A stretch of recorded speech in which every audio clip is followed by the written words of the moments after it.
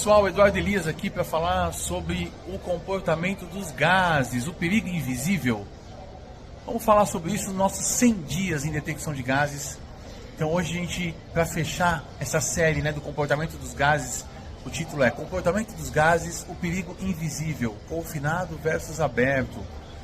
Então, em mais de 22 anos de estrada aí no setor da detecção de gases, eu percebi que o maior erro de muitos profissionais é acreditar que o gás ele se comporta assim da mesma forma, em qualquer lugar. Então, independente do ambiente, ele se comporta da mesma forma.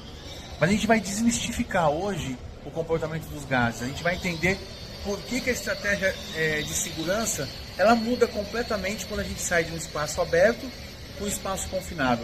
Então, se você quiser entender segurança de verdade, bora nesse vídeo. Vamos lá. Vamos falar sobre a física dos gases primeiro, Aí a gente tem duas situações aqui que são a densidade e a dispersão. Dois elementos que a gente tem que considerar. E o primeiro deles é a densidade relativa. Esse é o primeiro ponto que a gente vai tratar dos gases que são mais leves que o ar, como o metano, o hidrogênio, e tendem a subir. Ou tem os gases mais pesados, como H2S, o GLP, que aí a tendência é se acumular no chão. Já no espaço aberto, o vento ele pode ser o seu aliado e o seu inimigo ao mesmo tempo. Por quê? Ele dispersa o gás, mas por outro lado ele pode levar uma nuvem tóxica ou inflamável para uma área onde não tem monitoramento. Então, nesses casos, a detecção precisa considerar predominantemente a direção do vento, E aí, pessoal, o risco de espaços confinados é multiplicado, como a gente sempre fala nos treinamentos. Por quê? Porque a gente tem uma questão dos gases ficarem ali também confinados, Então, a regra, nesse caso, ela muda totalmente sobre os espaços abertos. Então, no espaço confinado, normalmente não tem ventilação natural para limpar o ambiente, que a gente diz, E o gás, ele pode ficar estratificado em camadas. Então, vamos imaginar um tanque. Se a gente pode ter oxigênio normal no topo, mas a gente pode ter uma camada mortal de H2S no fundo. Então, qual que é a regra de ouro? Testar todos os níveis do local antes de entrar. E aí, se a gente tiver uma situação de gás que possa estar acima do limite ou que impeça a nossa entrada, a gente tem que usar, como a gente já falou aqui também, da parte dos exaustores e sufladores de ar. E vamos lembrar que sem circulação, uma pequena liberação que seria insignificante já torna uma armadilha fatal dentro do espaço confinado. Ou seja, se o ar não está circulando, um pouquinho já se torna ali uma armadilha, às vezes difícil de sair daquele local. E quanto aos riscos e a mitigação deles? Então vamos pensar aqui, riscos. Asfixia, um dos riscos reais que a gente tem. Deslocamento do oxigênio por gases inertes.